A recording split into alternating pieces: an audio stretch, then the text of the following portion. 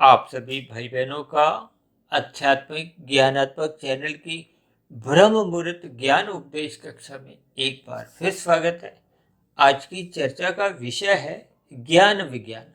लेकिन इस ज्ञान विज्ञान के साथ ही हमने दूसरी पंक्ति में लिखा है कि ये मनोरंजन का विषय नहीं है। देखिए, ये मनोरंजन का विषय नहीं है, ये हमने इसलिए लिखना पड़ा क्योंकि कुछ भाई बहन ज्ञान विज्ञान की स्थितियों को रजोगुण से जोड़ने लगते हैं। देखिए, ज्ञान विज्ञान अपने आप में ही एक सात्विक स्थिति है। और सात्विक स्थिति का अभिप्राय क्या है कि जब हम ज्ञान की बात करते हैं, देखिए, चाहे भौतिक ज्ञान ही हम अपने स्कूलों में कॉलेज में जितना भी भौतिक ज्ञान भी लेते हैं, उन स्थितियों में भी यदि रजोगुण का प्रवेश हो जाता है तो ये बढ़ा हुआ रजोगुण ही भौतिक आध्यात्मिक दोनों ज्ञान के बीच में एक रुकावट पैदा करता है। और ज्ञान के बारे में तो कहा गया ना कि जब तक ज्ञान टिकता नहीं है, रुकता नहीं है, यानी कि आपके अंतःकरण में, मन बुद्धि में या कारण शरीर में, अक्सर देखिए एक साधारण मनुष्य स्थूल शरीर के स्तर पर ही अपने जीवन को अधिक महत्व देता है, स्थूल शरीर के स्तर पर अधिक महत्व देता है। इसीलिए तो आज देखिए भौतिक शिक्षा का ही अधिक महत्व देखा गया है, क्योंकि मनुष्य अपने सूक्ष्म शरीर और कारण शरीर को कोई विशेष महत्व नहीं देता या उसका बोध नहीं रहता। इसलिए तो मनुष्य में देखिए नैतिक गुणों का कोई विकास नहीं हो रहा। इसीलिए अक्सर आजकल देखिए युवा वर्ग में तामसी प्रवृत्तियां देखने को मिलती है। इसका कारण क्या है कि उसके अंतःकरण में ज्ञान का दीपक जलता नहीं है, बुझा रहता है। तब ऐसी स्थिति विशेष में भौतिक उन्नति भले ही होने के साथ साथ भी आपके हमारे जीवन में नैतिक गुण पनप नहीं पाते।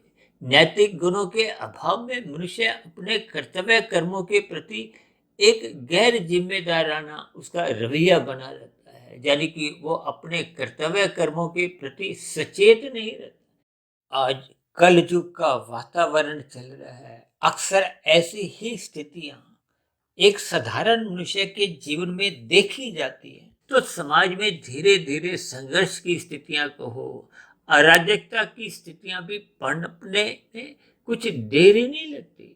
और वर्तमान समय में देखिए कुछ ऐसी ही स्थितियां आपको हमें कहीं कहीं एक चिंगारी के रूप में देखने को मिलती है।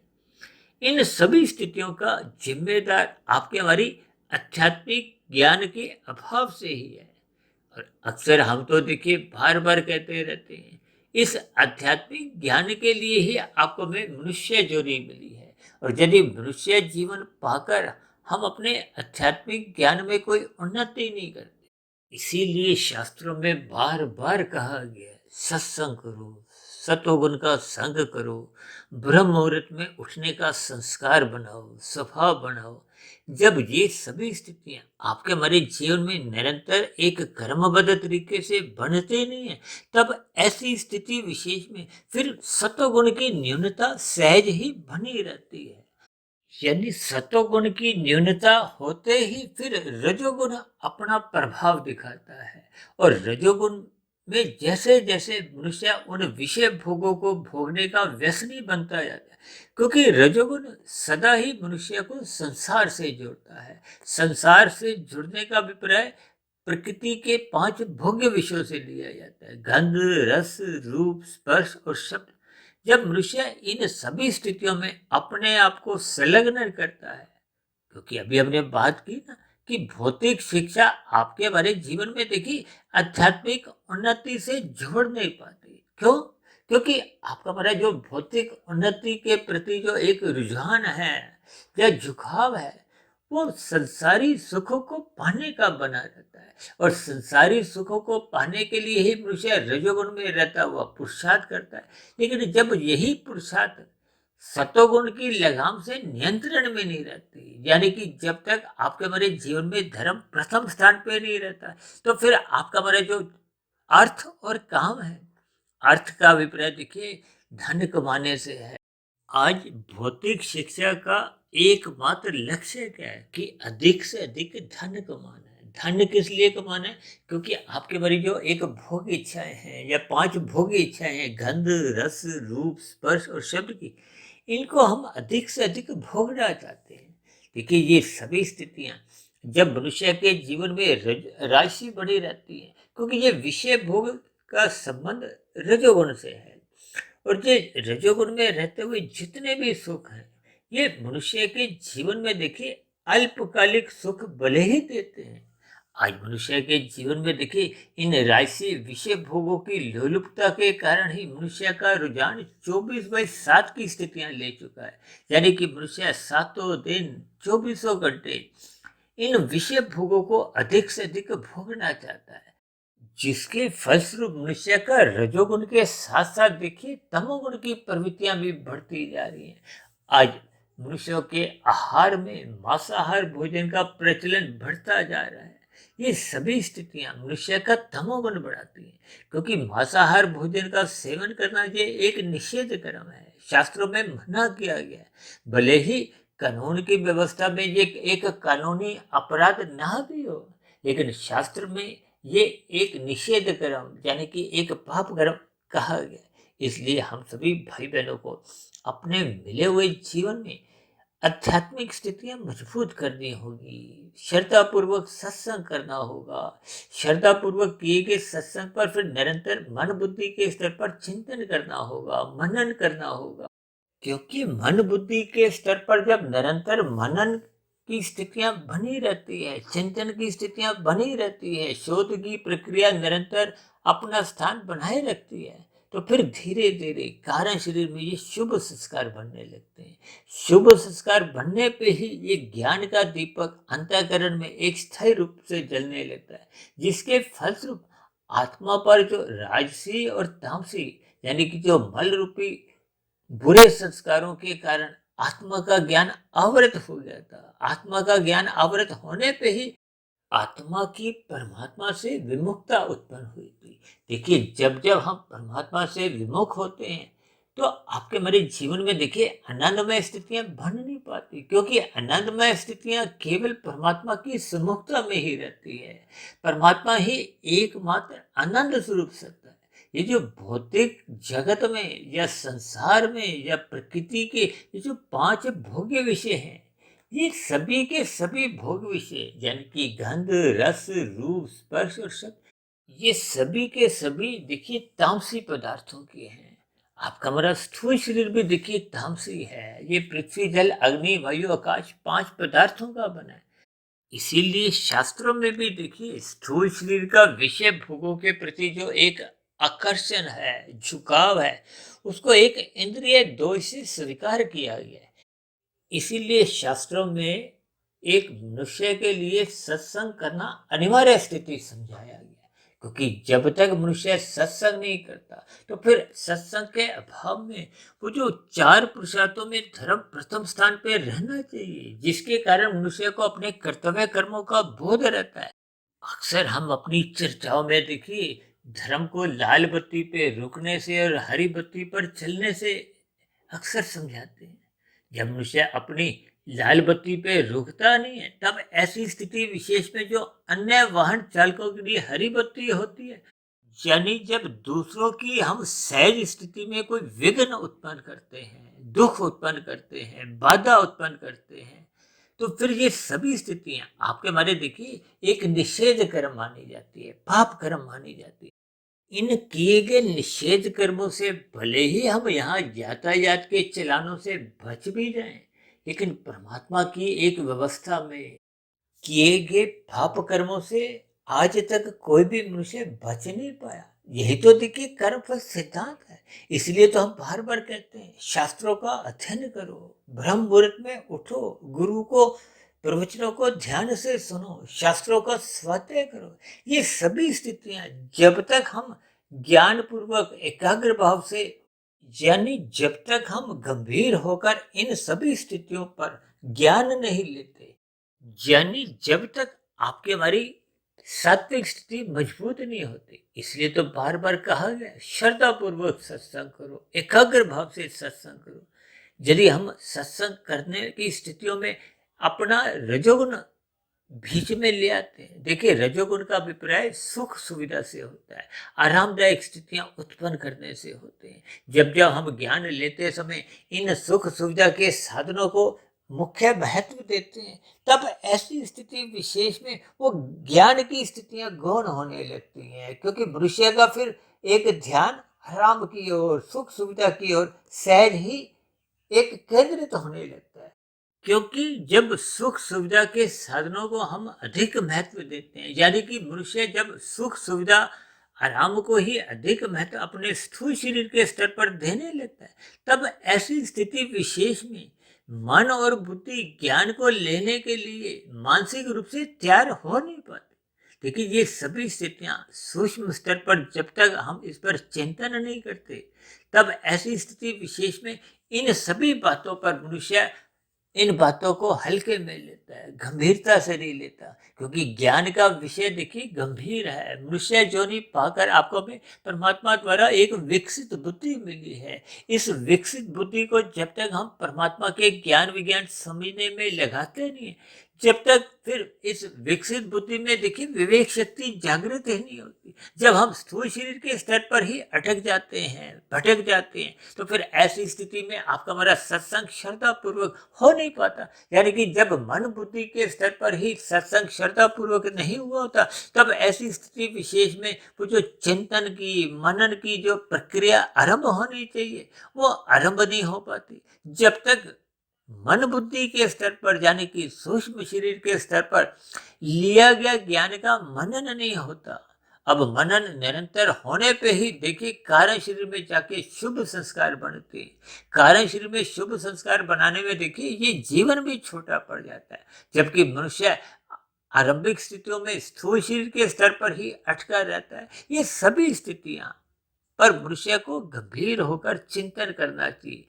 जब तक हम चिंतन श्रद्धा पूर्वक नहीं करते, गंभीर होकर नहीं करते, केवल अपने स्थूल शरीर के स्तर पर ही आरामदायक स्थितियों को ढूंढते हैं, तो फिर ऐसी स्थिति विशेष में शास्त्रों का ज्ञान विज्ञान विशेष रूप से देखिए, भगवान श्री कृष्ण जी ने गीता में ही प्रकृति के 3 गुणों के ज्ञान विज्ञान को एक गूढ़तम ज्ञान इसीलिए जोड़ा है, ताकि इस ज्ञान विज्ञान को हम समझें। जब तक प्रकृति के 3 गुणों के ज्ञान विज्ञान को मनुष्य समझ नहीं पाता, तब तक उसको अपने 3 शरीर, स्थूल शरीर, सूक्ष्म शरीर और कारण शरीर का जो एक आंतरिक संबंध है, देखिए कारण शरीर में जैसे जैसे संस्कार बने होते हैं, उन संस्कारों की ही वृत्तियां मन बुद्धि के स्तर पर उठती हैं। मन बुद्धि के स्तर पर जैसे जैसे वृत्तियां उठती हैं, फिर मन बुद्धि द्वारा ही स्थूल शरीर के स्तर पर जो 5 ज्ञानेंद्रियां हैं, नाक, जिह्वा, आंख, त्वचा, कान, और इसी तरह 5 कर्मेंद्रियां, हाथ पैर वाणी, लिंग, गुदा, ये सभी गोलक ज्ञानेंद्रियां हैं चाहे कर्मेंद्रियां हैं। ये मन के एक दिशा निर्देश के अनुसार ही कर्म करती हैं या भोग करती है, और मन के ऊपर है बुद्धि तत्व, और बुद्धि सात्विक बनी रहने पे ही आपके मेरी विवेक शक्ति जगती है। यानी कि प्रकृति के गुणों का ज्ञान विज्ञान समझने के लिए विवेक शक्ति का जगना आवश्यक है। जब तक विवेक शक्ति जगती नहीं है, तो फिर मनुष्य देखिए संसारी सुखों में ही एक प्रमाद की स्थितियों में खोया रहता है। ये प्रमाद की स्थितियां विवेक शक्ति जगने नहीं देती, और विवेक शक्ति जगे बिना मनुष्य की आध्यात्मिक उन्नति के दरवाजे नहीं खुलते। इसलिए आज हमने देखिए ज्ञान विज्ञान को एक विशेष महत्व देते हुए दूसरी पंक्ति में जो एक रजोगुण की स्थिति उत्पन्न करती है, उससे सावधान होने के लिए कहा है। यानी कि हम सभी भाई बहनों को गंभीरता पूर्वक परमात्मा का ज्ञान विज्ञान समझना होगा। इन सभी स्थितियों को आपको हमें एक मनोरंजन की स्थिति से ना तोलते हुए गंभीरता से लेना होगा, तभी ज्ञानमय स्थितियां आपके हमारे सूक्ष्म शरीर में, फिर क्रमशः कारण शरीर में शुभ संस्कार बनाती है। जब तक हम श्रद्धा पूर्वक सत्संग नहीं करते, देखिए श्रद्धा पूर्वक सत्संग तभी होता है जब हम ज्ञान लेते समय किसी भी प्रकार के सुख सुविधा पर अपना ध्यान केंद्रित नहीं करते। केवल हम ज्ञान लेने के लिए ही अपने आप को एकाग्रचित होते हुए उस ज्ञान को सुनते हैं या पढ़ते हैं। फिर ऐसे सुने गए जब पढ़े हुए ज्ञान को हम मन बुद्धि के स्तर पर चिंतन में लेते हैं। ये चिंतन की प्रक्रिया निरंतर आपके हमारे जीवन में जब बनी रहती है, तो फिर धीरे धीरे 2 साल, 5 साल, 10 साल, देखिए चाहे 20 साल भी लगते हैं, जब तक कारा शरीर में वो शुभ संस्कार बनते नहीं है, तब तक ज्ञान टिकता नहीं है। देखिए, मन बुद्धि सूक्ष्म शरीर का हिस्सा है, कारण शरीर उससे सूक्ष्म स्थिति है। जैसी जैसी स्थितियां हम कारण शरीर में बना लेते हैं, वही आपके हमारे जीवन की देखिए शुद्ध कमाई है। यदि हम कारण शरीर में ज्ञान को टिकाते नहीं है, शुभ संस्कार बनाते नहीं है, तो फिर जब तक वो शुभ संस्कार बनते नहीं, तो फिर पहले के बने हुए बुरे संस्कार हटते नहीं, समाप्त नहीं होते, जलते नहीं है। जब तक बुरे संस्कार जलते नहीं है, तो फिर ज्ञान टिकता नहीं है। और टिका हुआ ज्ञान ही देखिए आत्मा पर जो अज्ञानता के जो बादल छाए हुए हैं, देखिए तमोगुण की अज्ञानता को मल से जोड़ा जाता है, रजोगुण की अज्ञानता को विक्षेप से जोड़ा जाता है। ये दोनों ही स्थितियां बंधनदायक है। शास्त्रों में बार बार कहा गया ना, तमोगुण और रजोगुण ये बंधनदायक गुण है, ये संसार से बांधते हैं, ऊपर नीचे जोनियों में ही आपको हमारे जीवन में भटकाव की स्थितियां लाते हैं। जबकि मनुष्य जोनि पाकर आपको में अपने सत्व गुण को बढ़ाना है, यानी कि सत्व गुण का अधिक संग करना ही एक सत्संग की स्थिति है। ब्रह्म मुहूर्त में उठने की स्थिति से लाभ उठाते हुए हमने परमात्मा से जुड़ना है, यानी कि कार्य शरीर को क्रम से शुद्ध करते करते आत्मा के ऊपर जो एक आवरण की स्थिति है, क्योंकि आत्मा और परमात्मा को तो देखिए पहले से ही सजातीय संबंध है। हमने केवल आत्मा के ऊपर से जो अज्ञानता की स्थिति है वो समाप्त करनी है। वो जैसे ही समाप्त होने लगती है, आत्मा अपने मूल स्थिति में लौटने आती है। और आत्मा जैसे जैसे अपनी मूल स्थिति में लौट आती है, तो फिर परमात्मा की सम्मुखता उसको बनानी नहीं होती। वो तो आत्मा और परमात्मा का देखिए पहले ही सजातीय संबंध है। इस सजातीय संबंध में जो रुकावट थी वो प्रकृति के तमोगुण और रजोगुण की ही स्थितियां से थी। इसलिए हम सभी भाई बहनों को अपने मिले हुए जीवन के उद्देश्य को समझते हुए, ज्ञान में स्थिति मजबूत बनाते हुए, आनंदमय स्थिति को प्राप्त करने के लिए साधना करनी होती है। साधना करने का आरंभ केवल श्रद्धा पूर्वक सत्संग से ही होता है। यदि मनुष्य श्रद्धा पूर्वक सत्संग नहीं करता, तब ऐसी स्थितियों में मनुष्य का रजोगुण बढ़ने लगता है। ये मौज मस्ती मनोरंजन की स्थितियां, खेल तमाशे, ये सब राजसी स्थितियां हैं।